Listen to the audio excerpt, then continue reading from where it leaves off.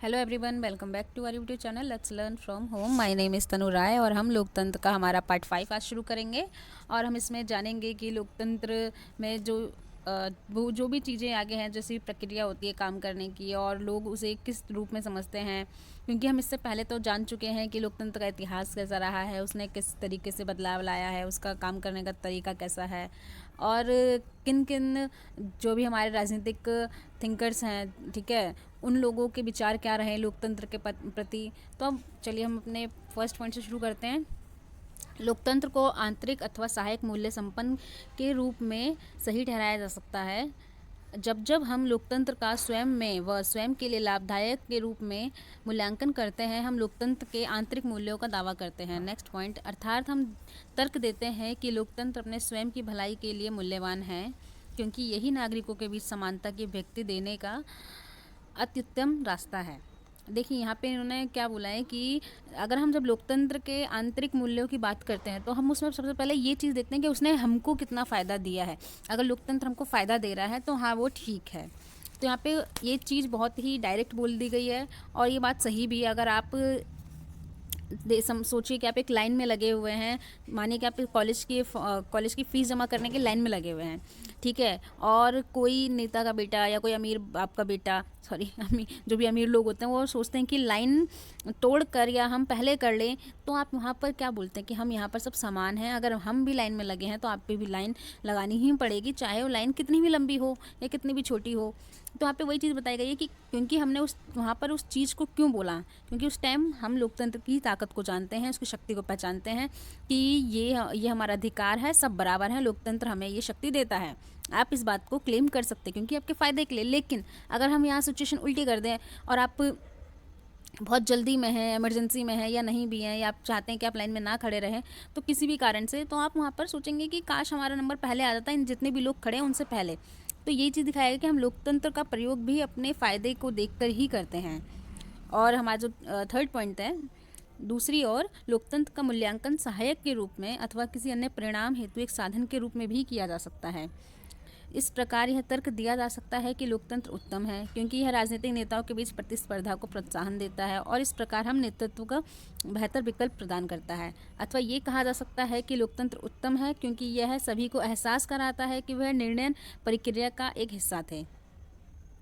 राजनीतिक सत्ता में दुष्प्रयोग को उसे समान रूप से नागरिकों के बीच वितरित करके कम करके एक हल के रूप में भी लोकतंत्र को सही ठहराया जा सकता है।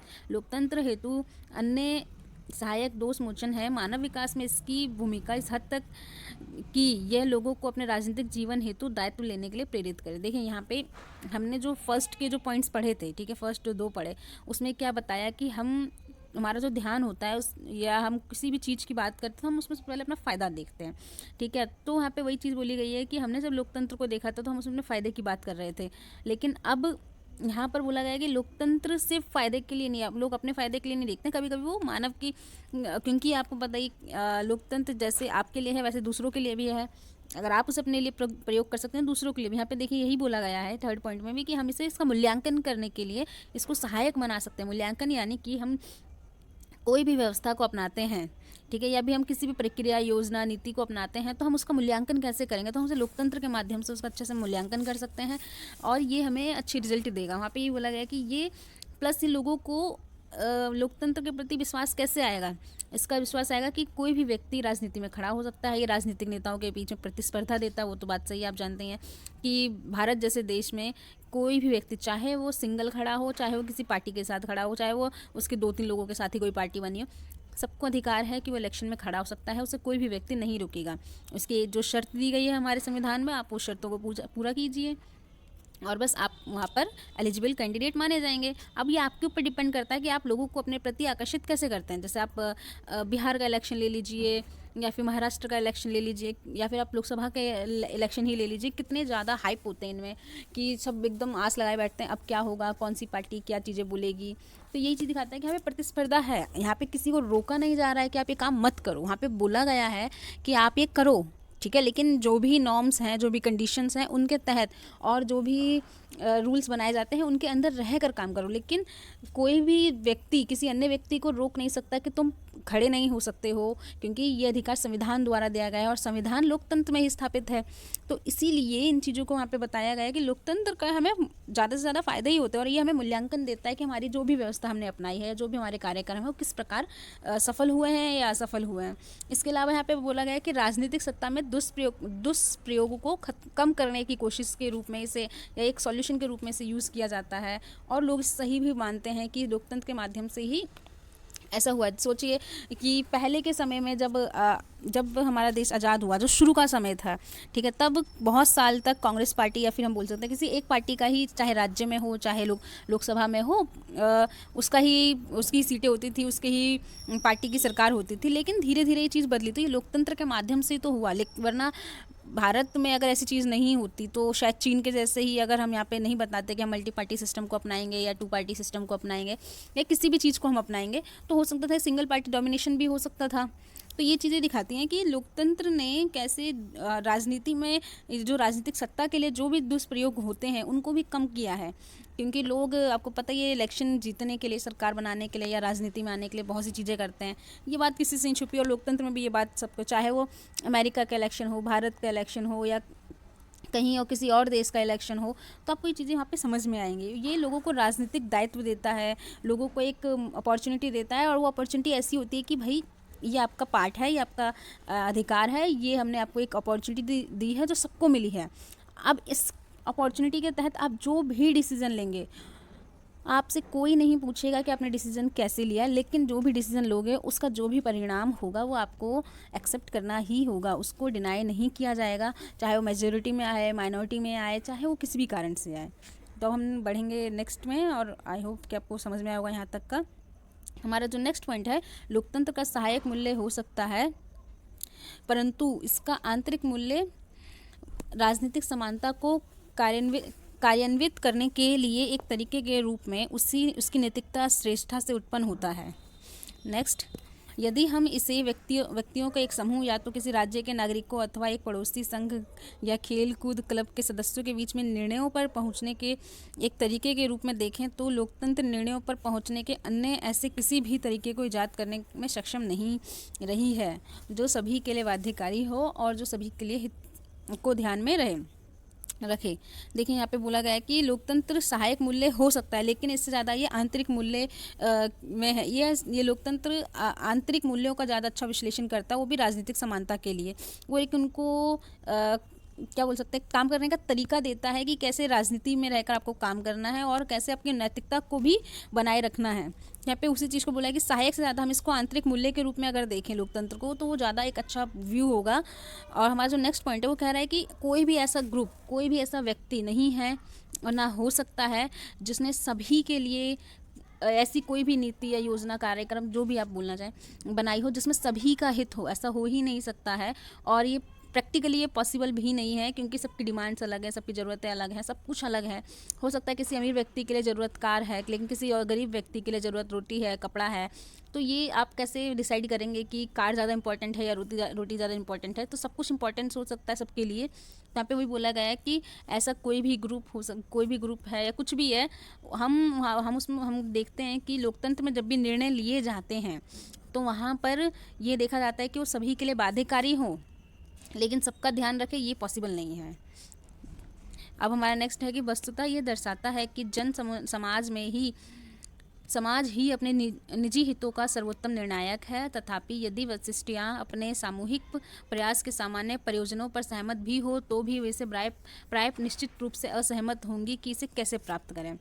फिर भी यदि वे एक ही दृष्टिकोण अपनाए कि लोक कल्याण किससे स्थापित होता है, वशिष्टियाँ निश्चित रूप से भिन्न मत रखेंगी कि उस कल्याण को वास्तव में कैसे प्राप्त करें। ऐसी परिस्थितियों में लोकतंत्र उस जन समाज के बीच एक निष्पक्ष नैतिक समझौते का प्रतिनिधित्व करता है जो उस राज्य विशेष के सीमा क्षेत्र में रहते हैं, परंतु उत्तम जीवन की संकल्पना करने का कोई भी निर्णय नहीं करते हैं। यह यथार्थ इसलिए है कि यथासंभव अच्छी स्थिति में एकात्मकता असंभव है और किसी निर्णय पर पहुंचने के लिए सर्वाधिक व्यवहार्य कार्यक्रम बहुमत शासन का सिद्धांत ही है। संभवतः यही कारण है कि विंस्टन चर्चिल ने लोकतंत्र का वर्णन सरकार का सबसे बुरे रूप जब तक कि बाकी सबके लिए नहीं है के रूप में किया। देखिए यहाँ पे क्या बोला गया है कि जो मैंने अभी आपको ऊपर समझाया था कि हम कोई भी डिसीजन लें उसमें सबको हम फ़ायदा नहीं दे सकते हैं। 19 20 10 15 ऐसा तो सिस्टम हो गई। यहाँ पे ये भी बोला गया है कि लोकतंत्र का प्रयोग स्वयं समाज द्वारा ही अपने ही निजी हितों के लिए किया जाता है और वो सर्वोत्तम निर्णय भी माना जाता है। और फिर इसमें लोगों को सहमत होना भी पड़ता है। अगर वो असहमत भी हैं तो वो इस चीज़ में होते हैं कि अपनी सहमति या अपनी बातों को कैसे मनवाया जाए और उन चीज़ों को कैसे प्राप्त किया जाए। देखिए अगर हम किसी पार्टी को भी वोट देते हैं तो आपको पता ही है कि ऐसा शायद ही कोई देश होगा या शायद ही ऐसी कोई पार्टी होगी जिसको पूरे 100% वोट मिले, जिसका कोई भी आलोचक नहीं है, जिसको कोई भी पसंद, ऐसा कोई व्यक्ति नहीं है कि उसे पसंद करता ही नहीं होगा। ऐसा पॉसिबल भी नहीं है। और अगर ऐसा पॉसिबल है तो वहाँ पार्टी में ही कोई दिक्कत होगी, क्योंकि वो सबके हित कैसे पूरे कर सकती है। हर व्यक्ति हर वर्ग के हित अलग अलग होते हैं। अगर ऐसा कोई पार्टी खड़ी भी होती है या ऐसा कोई देश ऐसी कुछ काम भी करता है तो यहाँ पे देखना पड़ेगा कि उसका आंतरिक हित क्या है, तभी वो ऐसे, लेकिन ऐसा पॉसिबल तो है नहीं। तो इसलिए यहाँ पे दिखाया गया है कि हर साल, या हम मैं बताना चाहूँगी हर साल नहीं, मतलब कि यहाँ पे दिखाया गया है कि कोई भी जब अपने हितों के लिए एक ग्रुप में डिसीजन लेते हैं तो इसमें ज़रूर मेजर और माइनॉरिटी ऐसी प्रॉब्लम आती है। कोई भी निर्विरोध तो चुन नहीं पाता है, क्योंकि हमेशा कोई भी देश हो, कोई भी पार्टी हो, वहाँ पे कुछ समूह ऐसा होगा जो हमेशा माइनॉरिटी में होगा और उसकी डिमांड मेजॉरिटी से हमेशा अलग ही होगी। आई होप आपको ये समझ में आया होगा। अब हम जब नेक्स्ट यहाँ पे देखिए पॉइंट 4 से बोला गया है कि लोकतंत्र को कैसे सफल बनाया जाए या उसका में जो लोक कल्याण की जो व्यवस्था है उसे कैसे स्थापित करें या उसके दृष्टिकोण को कैसे अपनाएं। तो यहाँ पे बोला गया है वेस्टिया यानी पूरा ग्रुप। ये तो हम जानते हैं कि कोई भी ग्रुप हो वो अलग अलग अपने व्यूज़ रखेगा ही रखेगा, और सबका अपने आप को कल्याण देना या सबका अपने एम्स को पाना बहुत अलग अलग वेज होते हैं। सबको, जो भी इंसान अपना लक्ष्य प्राप्त करना चाहता है वो अलग अलग तरीक़ों को अपनाएगा, उनकी परिस्थितियाँ अलग होंगी। तो यहाँ पे बोला गया कि जब ऐसी परिस्थितियाँ आती है, जब सभी ग्रुप आप एक दूसरे के अगेंस्ट हो सकते हैं, तो वहाँ पर लोकतंत्र क्या करता है कि उस समाज में नैतिकता के भाव को या नैतिकता के समझौते को आगे बढ़ाता है। यानी कि अब नैतिकता के माध्यम से वो अपना प्रतिनिधित्व करेंगे। और यहाँ पे देखिए कि जो उस राज्य विशेष की सीमा क्षेत्र में रहते हैं परंतु उत्तम जीवन की संकल्पना करने का कोई भी कार्य नहीं करते। यहाँ पे बोला गया कि एक नैतिकता को प्रतिनिधित्व बनाया जाए ताकि एक विशेष क्षेत्र में रहने वाले लोगों को ये बात का एहसास हो कि हम जिस क्षेत्र में हैं उसमें कुछ रूल्स रेगुलेशंस हैं, कुछ कार्य हैं, जो भी चीज़ हैं हमें उसको मानना ही पड़ेगा। अब मैं आपको एग्जांपल दूं अगर भारत का, कि दिल्ली में बहुत सी ऐसी चीज़ें हैं जो हम बिहार में नहीं कर सकते हैं, या फिर हम भारत के किसी और राज्य में नहीं कर सकते हैं। जैसे पहले जम्मू कश्मीर में क्या होता था कि आप ज़मीन नहीं खरीद सकते हैं जम्मू कश्मीर के अलावा कोई भी व्यक्ति भारत का, लेकिन अब वो चीज़ हट गई है, वो चीज़ ख़त्म हो गई है। तो वो अब नैतिकता का जो क्षेत्र, पहले वो नैतिक मूल्यों से या समझौतों से बंधा हुआ था, वो एक निष्पक्ष समझौता था। तो उन चीज़ों को ऐसे लोग समझते थे कि ठीक है ये एक डिसीजन लिया गया है और ये सर्वसम्मति से डिसीजन लिया गया है, तो लोग उसको अपोज नहीं करते थे। लेकिन अगर हम किसी और चीज़ की भी बात करें या हम किसी और राज्यों की बात करें जहाँ पे रूल्स होते हैं बहुत सारे, अब हर राज्य अपने लिए अलग अलग रूल या कानून बनाता है, तो हम उनको जाके उल्लंघन नहीं कर सकते हैं वहाँ पर। तो वो कानून जब बनाया गया है तो वो कानून चुने हुए लोगों द्वारा बनाया गया, लोगों ने चुना है, इसका मतलब लोगों ने उस कानून को भी एक्सेप्ट किया है, क्योंकि उन्होंने उन लोगों को, उनकी सोच को तभी तो चुना है ना, कि वो कानून, वो जानते हैं कि वो इस प्रकार के कानून को आगे लाएंगे या नहीं लाएंगे। अब ऐसे ही हमारा जो नेक्स्ट पॉइंट है वो यही बोलता है कि यह यथार्थ इसलिए है कि यथासंभव अच्छी स्थिति में एकात्मकता असंभव है। यहाँ पे इन्होंने बोला है कि मेजॉरिटी या माइनॉरिटी जैसी भी चीज़ें हैं ये पॉसिबल है, लेकिन एकात्मकता पॉसिबल नहीं है। यही चीज़ मैं आपको शुरू से बता रही हूँ कि जो हम यूनिफॉर्मिटी की बात करते हैं वो पॉसिबल नहीं है। कोई भी समाज एक ही डिसीजन को पसंद करे, ये भी बहुत अटपटी सी चीज़ है और ये पॉसिबल भी नहीं है। हर किसी की अलग अलग डिमांड होती है, चाहे डिसीजन एक ही है, ठीक है, लेकिन सबकी ज़रूरतें, सबकी डिमांड, सब कुछ अलग अलग होगा। उसमें इन्होंने बोला कि जो सबसे उत्तम हमारा शासन व्यवस्था होती है वो होती है बहुमत की शासन व्यवस्था। वो बहुत सारे देशों में अपनाई जाती है, भारत में भी वही चीज़ अपनाई जाती है। अगर हम इस वेट में बैठे रहें, इस इंतज़ार में बैठे रहें कि नहीं, जब तक सारा देश किसी एक पार्टी को वोट नहीं दे देता है, जब तक हम सरकार नहीं बनाएंगे, तो शायद भारत में कभी सरकार बनेगी ही नहीं। तो यही बोला गया कि बहुमत शासन व्यवस्था को अपनाओ, कि जिस भी पार्टी को बहुमत मिलते हैं, इसका मतलब है कि उसको कम से कम देश की बहुमत जनसंख्या ने पसंद किया है और वो हमारे ऊपर शासन कर सकती है। ऐसे यहाँ पे बोला गया है, चर्चिल ने लोकतंत्र के प्रति एक स्टेटमेंट दिया जिसमें उन्होंने बोला कि सरकार का सबसे बुरा रूप जब तक कि बाकी सबके लिए नहीं है। उन्होंने बोला कि जो हमारा लोकतंत्र है वह मतलब सरकार का एक सबसे बुरा रूप है, क्योंकि ये सबके लिए पॉसिबल नहीं है। और यह हम जानते हैं और लोकतंत्र भी इस बात को जानता है कि हम सबको हैप्पी नहीं कर सकते, सबकी नीड्स को पूरा नहीं कर सकते, क्योंकि बहुमत का जो शासन व्यवस्था होती है या बहुमत की जो नीति होती है उससे लोग काफ़ी हद तक मान जाते हैं, लेकिन एकात्मकता में शायद ये पॉसिबल ही नहीं है। अब हमारा जो नेक्स्ट पॉइंट है, यद्यपि अनेक लोग लोकतंत्र के सिद्धांत की तुलना बहुमत शासन के सिद्धांत से करते हैं, यह ध्यान में रखना आवश्यक है कि बहुमत शासन सिर्फ ऐसी स्थितियों में निर्णयों पर पहुंचने हेतु सबसे अधिक व्यवहार्य व स्वीकार्य कार्यविधि है जहां लोग सहमत होते हैं। लोकतंत्र का नैतिक मूल्य बहुमत शासन के सिद्धांत में ही नहीं वरन समानता के उस सिद्धांत में निहित है जो उसे मजबूती प्रदान करता है। देखो यहाँ पे बोला गया है कि बहुत से लोग यानी अनेक लोग ऐसे हैं जो लोकतंत्र के सिद्धांत को बहुमत के शासन से उसकी तुलना कर देते हैं। तो यहाँ पे ये समझाया गया है कि हमें उसकी तुलना उसके साथ नहीं करनी, बहुमत के शासन से हमें तुलना नहीं करनी है, उसके प्रोसीजर को लोकतंत्र ने अपनाया है। उन्होंने बोला है कि जो हमारा लोकतंत्र है, ठीक, हम उस प्रोसेस को अपनाएंगे, उसके निर्णय करने की विधि को अपनाएंगे जिससे लोग स्वीकार करें, उसके व्यवहार में उसे अपनाएं और लोग असहमत ना हो सकता है यहाँ पे भी लोग असहमत हो, बहुमत में भी लोग असहमत होते हैं, अल्पमत में भी लोग असहमत होते हैं। तो और हमारा जो आखिरी पॉइंट है वहाँ पे बोला गया है कि लोकतंत्र का नैतिक मूल्य बहुमत शासन के सिद्धांत में नहीं वरन समानता के उस सिद्धांत में निहित है जो मजबूती देता है। यहाँ पे सीधा इस लाइन में लोकतंत्र को समझाया गया कि हमारा जो लोकतंत्र है वो नैतिक मूल्यों के बारे में बात करता है और वह नैतिक मूल्य समानता से है, ना कि बहुमत से, क्योंकि आपको पता है बहुमत गलत भी हो सकता है और बहुमत अल्पमत का शोषण भी कर सकता है।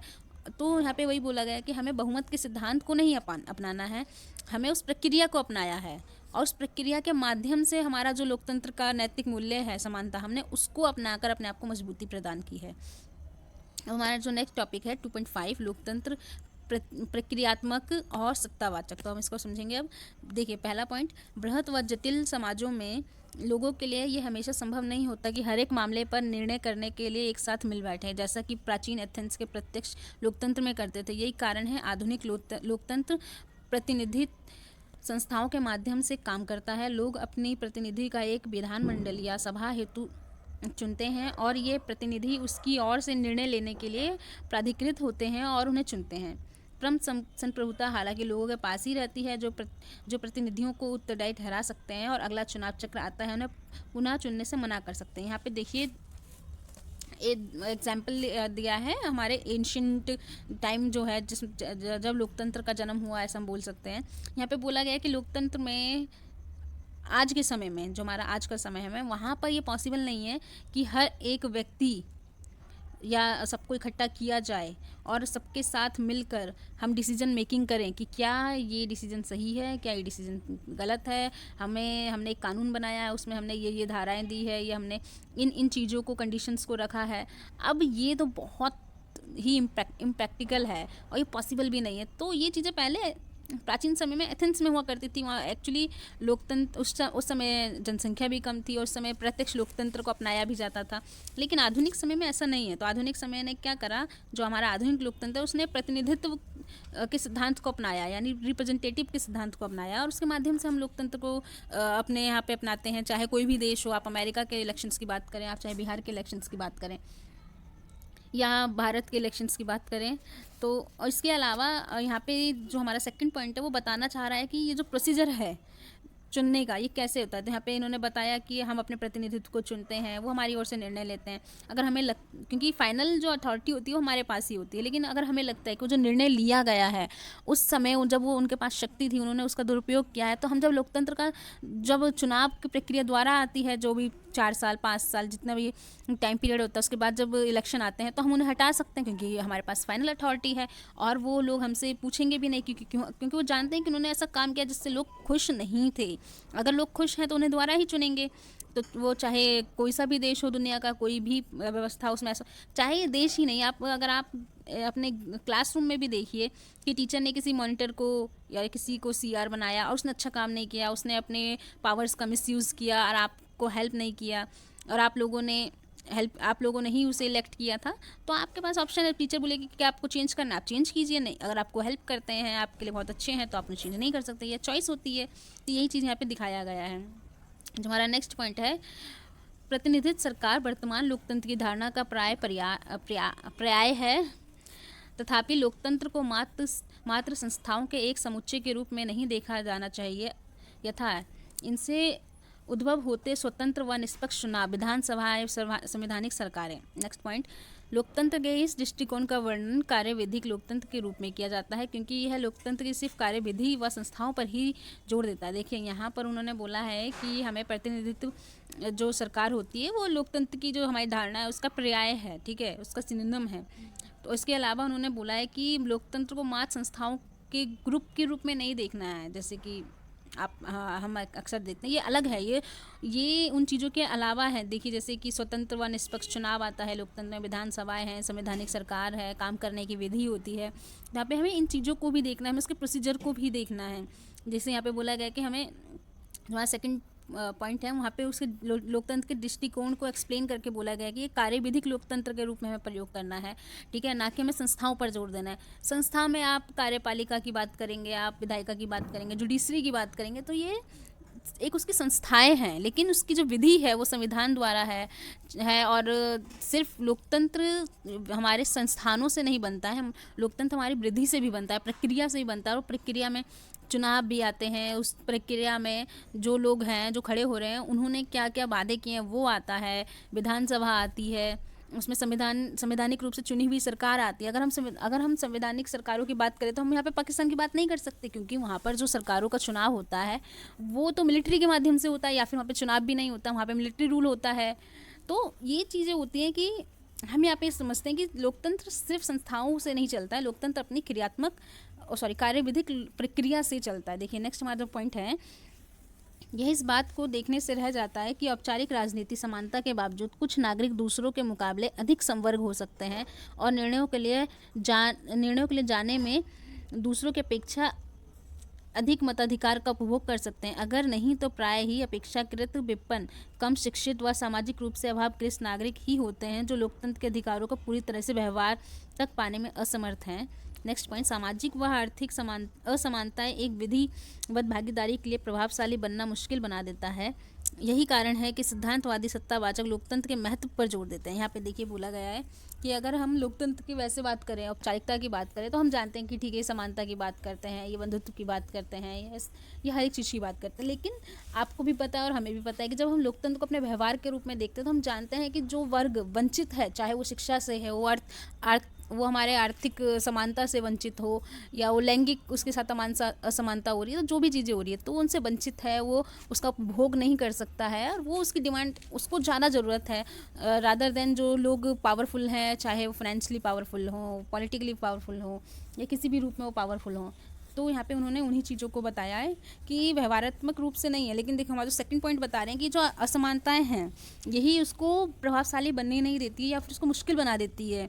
समानता को, जो लोकतंत्र का मोटिव है समानता लाना, उसको प्रभावशाली, तो वो यही कहते हैं कि हमें जो सिद्धांतवादी सत्तावाचक हैं जो वो कहते हैं, उनका ऐसा मानना है कि लोकतंत्र का महत्व ज़्यादा इंपॉर्टेंट है, उसकी प्रक्रिया ज़्यादा इंपॉर्टेंट नहीं है। देखिए हमारा नेक्स्ट पॉइंट अब बोलता है, यह आदर्श यथार्थ रूप में ऐसे संवर्ग नागरिकों के समाज का संकेत करता है जो राजनीतिक रूप से वचनबद्ध हो, विभिन्न मतों व जीवन दृष्टियों के प्रति सहिष्णु हो और अपने शासकों को चुनने व उन्हें उत्तरदायी ठहराने में एकमत हो।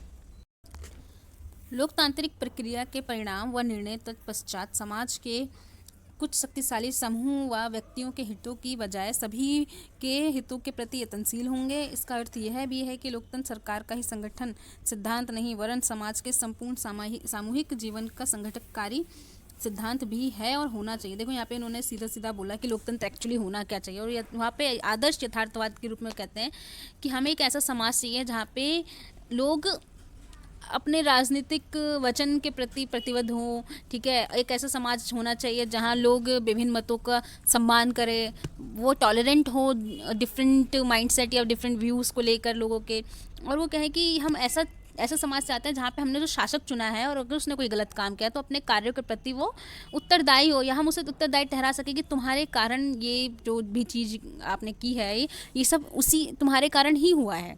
तो ऐसा उनका मानना है ऐसा, और ये एक आदर्श स्थिति होती है। जैसे प्लेटो भी इमेजिन करता है, एक आदर्श राज्य की बात करता है वहाँ पे वो, ये भी एक आदर्श स्थिति है, लेकिन यथार्थ में हम ऐसी बात कर रहे हैं तो शायद ये पॉसिबल नहीं है। तो यहाँ पे उन्होंने बोला गया है कि नेक्स्ट हमारा जो आखिरी पॉइंट है उसमें कि लोकतांत्रिक प्रक्रिया के परिणाम व निर्णय तत्पश्चात समाज के कुछ एक शक्तिशाली समूह व व्यक्तियों के हितों की बजाय सभी के प्रति यत्नशील होंगे। वहाँ पे ये भी बोलते हैं कि जो प्रक्रिया है और जो उसका जो हमारी प्रक्रिया है, ठीक है, लोकतंत्र की, उसमें परिणाम और जो निर्णय जो दोनों होगा वो किसी पर्टिकुलर वर्ग है, जो कोई भी ग्रुप है या जो क्लास है उसको फ़ायदा नहीं पहुंचाएगा, वो हर एक व्यक्ति को फ़ायदा पहुंचाएगा। और हम एक ऐसे लोकतंत्र की स्थापना चाहते हैं, या हम ऐसा लोकतंत्र चाहते हैं या समाज चाहते हैं जो जिसका सामूहिक जीवन काफ़ी संगठनकारी हो। तो ये पॉसिबल नहीं है, लेकिन इमेजिनेशन गलत नहीं है और ऐसे पॉसिबल भी है, अगर ऐसा हो भी सकता है तो अच्छी बात है हमारे लोकतंत्र के लिए।